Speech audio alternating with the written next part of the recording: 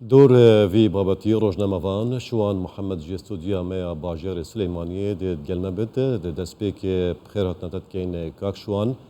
نرينا تل سر بياما سروكي حكومة هرما كردستان درباري روشن هيا كردستان وبيواندين نوبرا بارتي ويكيتي دا فرمو بله سرتا پێویستە ئەوە بڵێ من ئەمڕۆ زۆر بەوردی متابعی ئەو ڕاگەیانەی بەڕێز مەسرور بەرزانیم کرد بەڕاستی ئەوەی من تێئەگەم قەرارێکی کۆنگرە هەیە کۆنگرەی پارتی کۆنگرەی چواردە کە دەستکرێ بە گفتوگۆەوە مبادرە بکا بۆ ئەوەی کە پەیوەندەکانی لەگەڵ حیزبەکانە و لە نێوی شانایەتیەتی نیشتیمانی چاکا کە ئەو دوولایەنە و لەگەڵ گۆڕانە سێ هێزی سەرەکی کوردستانن من نازانم ئایا جارا ئێمە ومانان ئیعلامیەکان دایم حەزمان لە ڕاگەیاندن و زانیاری و هەواڵ بڵاوکردنەوەیە بەس ئێستا دیارە حیزبەکان جێگەی ئەمایان گرتووەتەوانێ و سەرکردەکان جێگەی ئەمایان کردوتەوانێ ئایا باشتر نەبوو ئەو مناقەشانە لە هۆڵەیەکا بکرێت لە ئیجتیماعێکا بکرێەوە ئەو قەرارەی کۆنگرەی چواردەی پارتی جێبەجێ بکرایە ئایا چ بربەستێکەیە یا چێ ڕێگرە لە بەردەمەوەی کە ئەو مبادرەی بکرێت لەگەڵ یەکێتی نیشتیمانیە بۆی دۆخی کوردستان ئاسایی هەر پارتی توی کۆنگرەیدا خاڵێکی تریان و داخوایانیان فەرمیدان و دەرگەهێن مەد گرتنین بۆ هەر لایەنێکێ و هەر پارتەکەن سیاسیین هەرێما کوردستانê و هەر divê peyama serok wezîran da jî her wisa hatiye. بەڵێ لەبەرەوەی ئەو بڕیاریەوە ئەبێ ئەوش دەست پێشخەری بکە بەس من تێناگەم بۆ تا ئێستا و دەست پێشخەری نەکراوە سەرەتاوتیان بە بۆنی سەری ساڵەوە دواکەوە ئەوە سەری ساڵیش تێپەڕیوە ئەمڕۆ 15 مانگ و 16 مانگە بۆ نەکرا ئەمە خاڵێکیانە بە تەسەوری من خاڵێکی گرنگە کە باسی بکەین لەو پێشەچەی کە لەو ڕاگەانەی کە مەسرورە هاتووە بەڕاستی باسی ئەوە کە دوو ئیدارەیی بسڕینەوانێ و یەک مامەڵە بکەین لەگەڵ بڕیارەکانی حکوومەتە لە نەتیجە ئەبێ ئەومان بیر لەگەڵ هەموو پارێزگاکانە لە نەتیجە ئەبێ ئەومان بیر بێ حکوومەتی هەرێم چۆن بڕیاری هەیە هەروەها پێویستە مافیش با بە شوێنەکان من قەنەعەتم وایە ئەمە بەدەر لە بۆچوونی یەکێتی و هەنێ خەڵکی تر تەمان یەکێتی بەرپرسی گەورەیە لەو هەموو ئەو قەیرانانەی کە ڕوویاوە لەگەڵ پارتیە بەڵام بەدەر لە وەکو من هاوڵاتیەکە لە سلێمانی ژیم بەدەر لەوەی کە بڵێم ئەمە دیفاعیش لە سلێمانیەکەم با من نمونە بێنمەوان یەک دنیا نمونەم لەبەردەستایە ئەزانی لە سلێمانی ناحەقی بەرامبەرەکرێ کە ناحەقی بەرامبەرەکەی من بە ژمارە پێتەڵێم و ژمارەی نوێشە کۆن نییە دوور مەڕۆ شارەوانی ئاکرێ شارەوانی ئاکرێ تەمە شارەوانەکان بە پێی نەفوس پلێ هەیە پلەیەکە یعنی یەک پلەیەکی بەرزە بەڵام لەو بەرزتریش نایاب هەیە کە گەورەترە لەو دوو هەیە و سێ هەیە و چوار هەیە دوور مەڕۆ لە ئێستا شارەوانی ئاکرێ 40 ملیۆن دیناری ماگانە وەکو نەسێ بۆ سەرفەکرێ بەڵام بۆ شارەوانی چەمچەماڵ کە پلەی نایابە لەویش بەرزترە گەورەترە نەفوسیشی منتیقەکانیشی 6 ملیۆنی بۆ سەرفەکرێ طبعا من ئەمە نمونەی تریشم لایە یعنی با نمونەیەشی تر بێنینەوانێ ئەو دەمەی کە یەکگرتووی ئیسلامی لە ئیدارە بوو لە منتیقەی دووهۆک وەمانە لە ڕێکەوتنێکی لەوکاڵیان هەبوو لەسەر ئاسی پارێزگای دووهۆک لەوێ مدیناحەکانی پارێزگای دووهۆک هەتاوەکو ئەم ماوەی ئاخیریش پارەیشان وەرەگرت حەزەکەم بە هەر بۆی بینەرانیش ئاگادار بن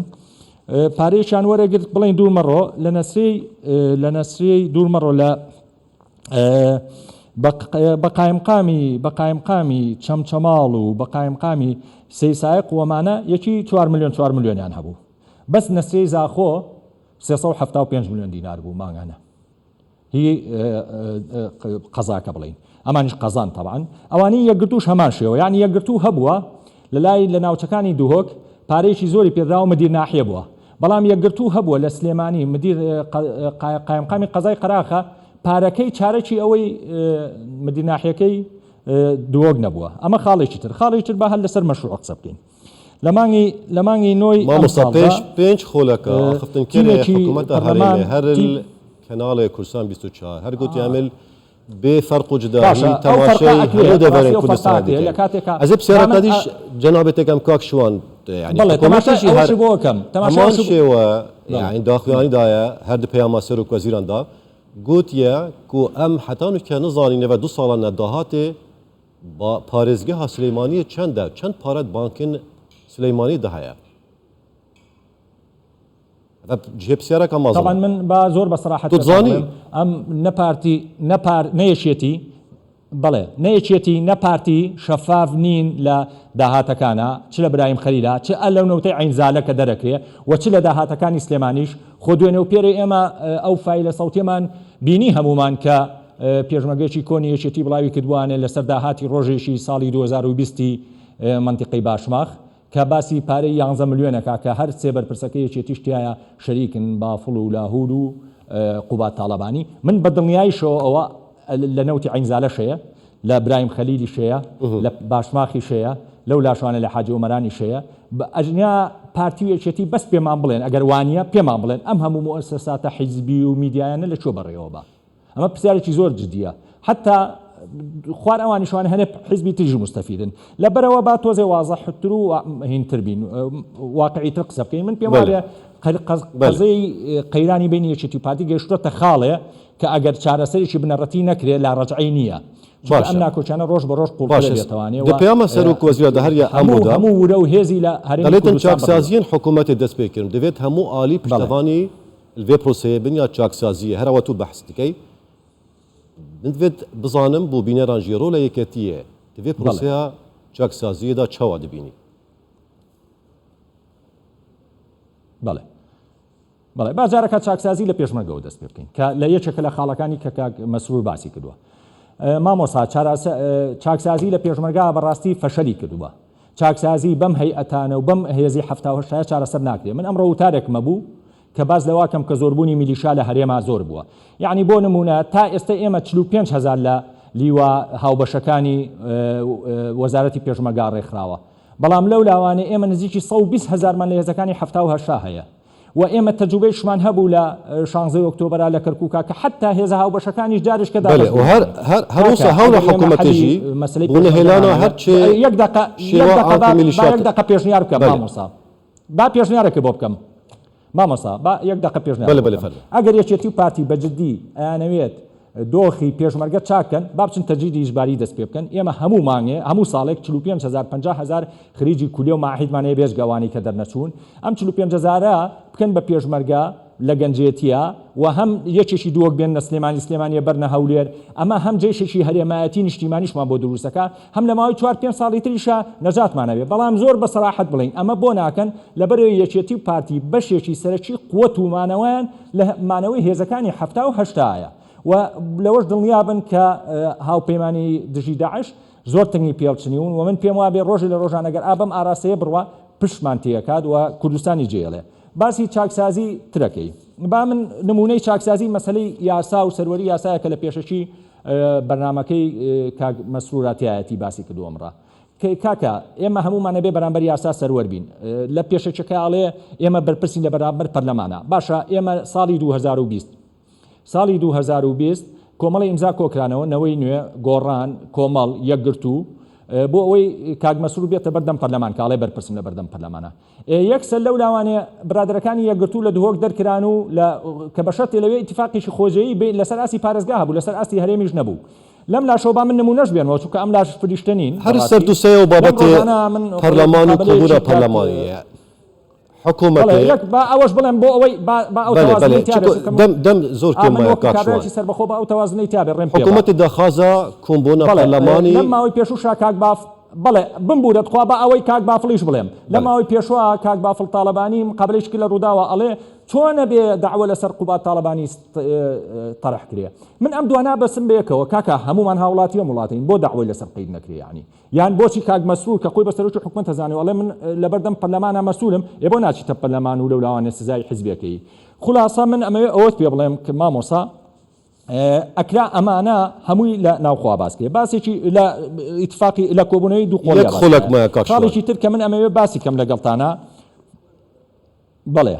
بەڕاستی من ئەمەیە زۆر بە سەراحەتەوەش بڵێم پارتی لە کێشەی ناو یەکێتیە بەڕاستی بێلایەنانە نەبوو بە تایبەتی لە مەرحەلەی ئەخیرە ناکرێت تۆ من لەگەڵ ئەوانیم تەڵان بۆ زانینە من زۆر دژی کوشتنی مورادکانی کوردەی و ئەو هاوکار جافم بەڵام ئەم قەزەیە تەنها هەرم دوخێنە نەنڕژاوە لە کوردستانە هەتاوەکووە تا یعنی ببێتە کێشەیەکی زۆر عوێس باشە ئەی کێشەی وەداتکووە وەداد حسێن ڕۆژنامە نووسێ بوو لە دووە کوژا کوا قەزەکەی بۆ خوێنی ئەم سوورە و خوێنی ئەو سەوزە و شینە و پەمەیە باشە کێشەی ئەو ڕۆژنامە نووسەر کوژاوانی کە پارتی و یەکێتی لە ناوچەکانی وانە کوژاوەکوە لەبەرەوە مامۆسا من تەسەورم وایە پارتی لەم لە کێشەکانی لەمایان نەبوو لەسەر داهاتێ سلەیمانیە و گەرمیان و حەلەبجە و ڕاپەرین و نەمانە پارە دێ بانکێ نوێی پارێزگەهێدا کی بەرپرسیارە بەڵێ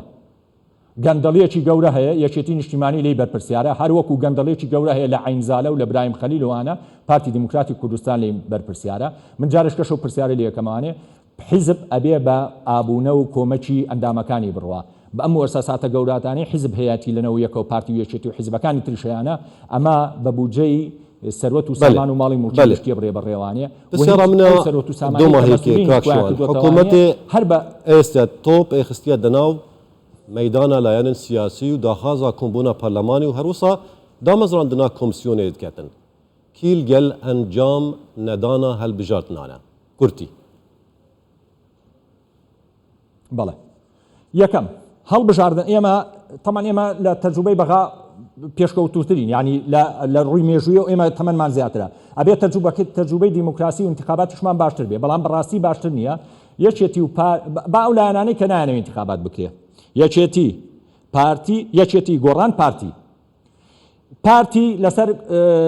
مکەونات بڵێن لەسەر پێکاتەکان کردوێتی بە کێشە فەرمولێرەوانێ با ناوەندێکی اختیاری بکرێتەوانێ بۆ مکەونات بچن سجلێکی تایبەتیان هەبێ بە خۆیان و خۆیان تەجیلکەن بۆی انتخاباتەکە مکەونات جیا بکرێتەوانێ و پارتی بەشی حسەی ئەسەدی لێ نەباو ئەو مکەوناتە تەمسیلی حەقیقی بن من لەو ڕۆژانە جۆم لە مقابلەیەکی ونادم کە ناگرت کە ئەڵێ کاکاوانی کە لەناو پەرلەمانی کوردستانە نوێنەی ڕاستەقینەی ئێمە نین